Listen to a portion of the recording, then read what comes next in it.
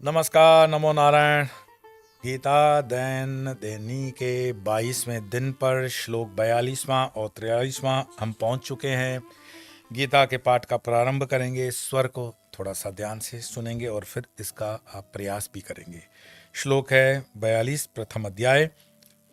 शंकरो नरकायैव कुलज्ञानां कुलस्य च पतन्ति पितरो येषां लुप्तपिण्डोदकक्रियाः दोषैरते कुलज्ञानां वर्णसंकरकारकैः उत्साद्यन्ते जातिधर्माः कुलधर्माश्च शाश्वताः। अर्थात वर्ण संकर कुलनाशकों को और कुल को नरक में ले जाने के लिए ही होता है। वर्ण संकर जो होता है वो कुल का नाश तो करेगा ही, नरक में भी ले जाएगा। क्योंकि लुप्त हुई पिंड और जल की क्रिया वाले अर्थात श्राद्ध और तर्पण से वंचित इनके पितर लोग भी अधोगति को प्राप्त होते हैं और इन वर्ण संकर कारक दोषों से कुल नाशकों के सनातन कुल धर्म और जाति धर्म नष्ट हो जाते हैं। मैं कोई अंधविश्वास या कोई आपके मन में भय नहीं डालना चाहता हूं।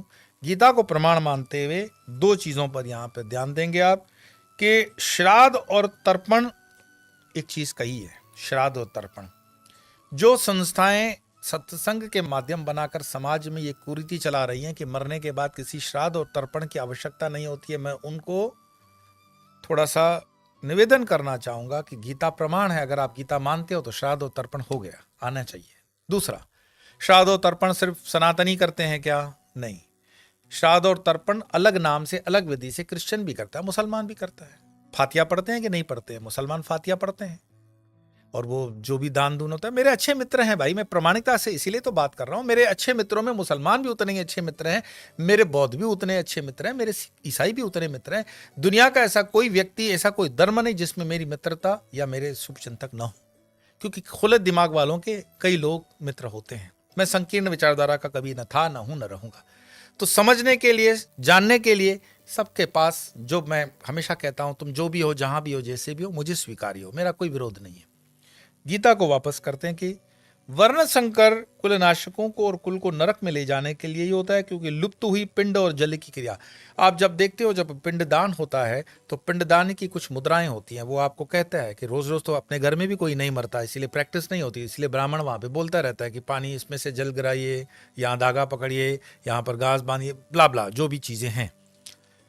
वो जो मुद्राएं हैं उनका एक महत्व है। हमने समझा नहीं, हमने जाना नहीं, हमने पढ़ा नहीं, गीता पर गोरखपुर की पुस्तकें नहीं पढ़ते हैं और फिर वो छोटे छोटे क्वेश्चनों में बहुत रेडीमेड हम जानना चाहते हैं। ऐसे कोई कैप्सूल नहीं आते ज्ञान के, उसके लिए पढ़ना पड़ेगा आपको, चलना पड़ेगा आपको। मैं हमेशा कहता हूं सनातन की यात्रा करनी पड़ेगी आपको।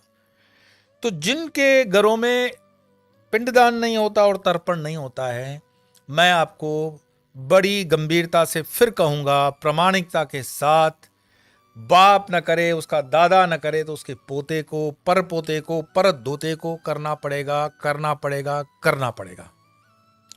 और ये चीजें न लाते हुए, अंग्रेज, मुझे वो नाम अभी याद नहीं आ रहा है, कि उसके सपने में भी वो इंडस्ट्रियलिस्ट के बच्चा आता है कि मुझे ऊपर खाना पीना नहीं मिल रहा है, वो काशी में आकर के उसका तर्पण करते हैं। गूगल पे सर्च करोगे मिल जाएगा, मुझे नाम याद अभी नहीं आ रहा है। कई देशों की मैं आपको एग्जाम्पल दे सकता हूं जहां पे तर्पण और श्राद्ध न करने से पितरों को कितना कष्ट होता है। और वो कष्ट ऐसा नहीं है पितरों को कि कोई बैठा हुआ है दाढ़ी मूछ लगा करके आपको तकलीफ देने के लिए। वही जो अपना डीएनए है, वो डीएनए अपने पितरों से कनेक्टेड होता है। हमारे अंदर हम कहते हैं ना कभी, मैंने तो कोई पाप कर्म किया नहीं, फिर मुझे सजा क्यों? सजा तुम्हारी थोड़ी है, ऊपर से चल रही है भैया, पूरी लाइनेज की है, लाइनेज में खराबी है। और इस पर कई पंडितों के या कई शास्त्रों के, शास्त्रज्ञों के वीडियो आपको यूट्यूब पे मिल जाएंगे। मैं फिर कहूंगा, अंधश्रद्धा नहीं कर रहा हूं। आप पितरों के नाम पर श्रद्धा और तर्पण कुछ नहीं कर सकते हो तो जल चढ़ा दो पीपल पर, कुछ नहीं तो काले तिल चढ़ा दिए शिव जी पर, कुछ नहीं तो गाय को रोटी खिला दी, कुछ नहीं तो कौवों को खिला दिया, चींटियों को खिला दिया, गरीबों को खिला दिया। पर इतनी मूर्खता मत करो कि हम तो इस चीज में मानते नहीं है। कोई बात नहीं। अरे मुझे एक बात बताओ, कोई अगर सर ऊंचा उठा करके आसमान पे बोले मैं थूक रहा हूं, तो थूक देगा वो थूक वापस अपने पास आती है। इतने भी हम पढ़े लिखे और इतने भी हम घमंडी नहीं होना चाहिए कि गीता में लिखी हुई बात को आप नकार दोगे। गीता में अंधश्रद्धा के विरुद्ध है सारी चीजें, लेकिन श्राद्ध तर्पण की है, पिंड की बात है, जल क्रिया की बात है। और दूसरे श्लोक की अर्थ में अर्जुन कहते हैं कि इन वर्ण संकर कारक दोषों से कुलनाशक को उसके सनातन कुल धर्म और जाति धर्म नष्ट हो जाते हैं। अपने देश के सनातन कुल धर्म और जाति धर्म नष्ट हो जाने का कारण क्या है? कृष्ण कोई लंदन की बात नहीं करते, कृष्ण कोई अमेरिका की बात नहीं करते, अर्जुन कोई कृष्ण किसी दूर नहीं है। तो बात कहां तक चल रही है? सनातन धर्म की बात चल रही है। एक अपनी तरफ से थोड़ा होमवर्क कर लेना, दयानंद सरस्वती जी के सत्यार्थ प्रकाश को एक बार पढ़ लेना। पढ़ लेने के लिए कहता हूं, उस पर चिंतन करना। जो चीज अपने को ग्राह्य लगे, जो स्वीकार्य लगे वो स्वीकार लेना, और जो स्वीकार्य न लगे उसे छोड़ देना। कमेंट्स मत करना कि ये सत्य है या असत्य है या खराब। सत्यार्थ प्रकाश को जीवन में एक सनातनी को अवश्य पढ़ना चाहिए, बिल्कुल पढ़ना चाहिए, लेकिन उसकी मूल प्रति में जाना। आर्य समाज द्वारा प्रकाशित ही बुक लेना। सत्यार्थ प्रकाश दयानंद सरस्वती आर्य समाज प्रकाशित करता है, 100-200 की बुक होगी, ले लेना, पढ़ लेना उसको। हालांकि आर्य समाज इन चीजों को नहीं मानता है, लेकिन आर्य समाज यज्ञ को मानता है, आर्य समाज ओम को मानता है, आर्य समाज गायत्री को मानता है। तो जो उस समय की बात आती है, दयानंद सरस्वती जी की कई बातें मुझे बहुत प्रभावित करती है। वो ये कि महाभारत के विषय में भी उन्होंने कुछ उसमें उल्लेख किया है, वो आप पढ़ लो। कितने देश आए होंगे महाभारत के अंदर? आप क्या मानते हो कि महाभारत बस यूपी, एमपी, बिहार के अंदर ही हुआ था? नहीं नहीं, उस वक्त दुनिया की जितनी भी सिविलाइजेशंस के जितने देश हैं, बड़े बड़े देश, बड़े बड़े राजा, चक्रवर्ती राजा उस समय आए थे, युद्ध हुआ। अच्छा, इसको कैसे मानोगे, कैसे समझोगे? तो कभी कभी कुछ चीजों को समझने के लिए रैशनल माइंड और लॉजिकल माइंड की जरूरत नहीं पड़ती है। थोड़ा सा डीप डाइव माइंड को होता है ना, oh mind deep dive and think, contemplate करो, विचार करो। आज से किसी ने 25 साल पहले सोचा होगा कि ऐसा मोबाइल होगा, हम लगाएंगे और दूसरे अमेरिका में बात होगी, तार भी नहीं होगा, बिजली भी नहीं होगी? आज हो रही है।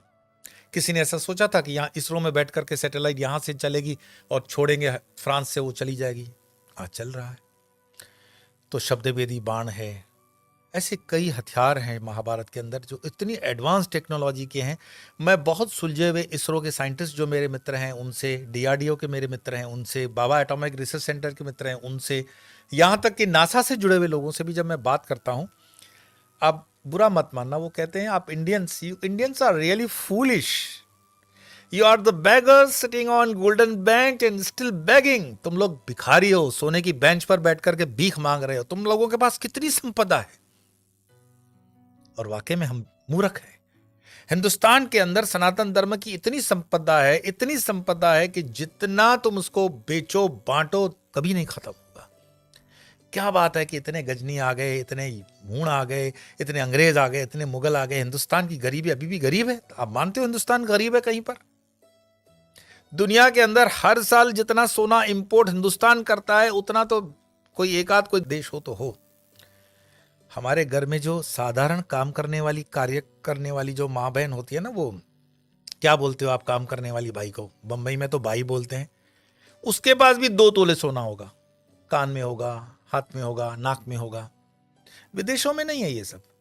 सोने की संपदा हमारे पास हजारों वर्षों की परंपरा से है। और आज भी अगर एक बार भगवान कृष्ण खड़े हो जाए और कहे कि सब अपना अपना सोना जमा कराओ, नहीं तो मैं खींच लूंगा, तो आज भी अगर सोना जमा हो जाए तो हिंदुस्तान अमेरिका जैसे 25 देशों को पाल सकता है। मैं बताता हूं, इतना सोना है इस देश में। और ऐसा नहीं हिंदुओं के पास है, सबके पास है। थोड़ा सा मिला मिला के होगा। पद्मनाभ की संपत्तियां, ओ हो, दरवाजा ही नहीं खुल रहा भाई, भगवान की इच्छा ही नहीं है। इतनी संपत्तियां। ये देश लक्ष्मी का स्थान है, ये देश श्री का स्थान है, ये देश श्री विद्या का स्थान है, ये शक्ति का स्थान है। लेकिन वर्ण संकर हो जाने से क्या होगा? वर्ण संकर हो जाने से धर्म से च्युत हो जाओगे। धर्म से च्युत हो जाओगे तो क्या होगा? दरवाजे बंद हो जाएंगे। मान लो कि आपके पास बैंक अकाउंट है, पासवर्ड भूल गए तो अकाउंट में से पैसे निकलेंगे क्या? नहीं निकलेंगे। पासवर्ड क्या है? परंपरा। पासवर्ड क्या है? कुलक्षय कृतम दोषम। कुल की मर्यादा क्या है? वो जो वर्ण व्यवस्था है वो कुल की व्यवस्था है, उसको समझो। भगवान बुद्ध ने भी कभी वो बातें अनाप शनाप नहीं की है जो बुद्ध के नाम पे अभी कुछ लोग कर रहे हैं। बुद्ध को पढ़ो तो सही, बुद्ध हो जाओगे। बुद्ध को पढ़ो, बुद्ध को समझो, बुद्ध की यात्रा को समझो। इस देश में कभी कोई अनप्रोडक्टिव व्यक्ति पैदा ही नहीं हुआ है और हो भी नहीं सकता है। कुछ न कुछ उसने अपने इस देश की माटी को दिया है। मैं किसी व्यक्ति का नाम न लेते हुए बस आपको ये कहूंगा कि वर्ण संकर कारक दोषों से आपके जो परिवारों में शादियां हो रही हैं, जो आप बताते हो कि लड़कियां दूसरे जगह जा रही हैं, कर रही हैं, उनका उसके कारण के पीछे माता पिता हैं।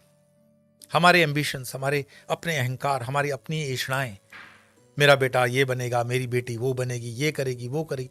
तो जब वो दहलीज क्रॉस होती है तो उसके बाय प्रोडक्ट जो माइनस पॉइंट है वो भी आएगा, उसको स्वीकार लो। अब उसको रोकने का क्या तरीका हो सकता है कि सनातन में वापस लौटो, वेदों की तरफ लौटो, यात्रा करो, अपने धर्म की चर्चा करो, ऋषियों की, पुराणों की तरफ बढ़ो। जो सत्य उसके साथ खड़े रहो, असत्य को छोड़ दो। बस सत्य के साथ खड़ा नहीं रहना है, सत्य के साथ चलना सीखो। तुम्हारी यात्रा प्रारंभ करो और ये गीता की यात्रा ऐसे ही प्रारंभ रहेगी। आज इतना ही, कल फिर हम मिलेंगे दूसरे 2 श्लोकों के साथ, लेकिन आपका स्पीड वाला पार्ट बाकी है, मुझे बिल्कुल याद है। शंकरो नरकायैव कुलग्नानां कुलस्य च पतन्ति पितरो येषां लुप्तपिण्डोदकक्रिया दोषरहितैः कुलग्नानां वर्णसंकरकारकैः उत्साद्यन्ते जातिधर्मः कुलधर्माश्च शाश्वताः। तो अपना होमवर्क ठीक से करना, कल फिर मिलेंगे, तब तक के लिए नमो नारायण।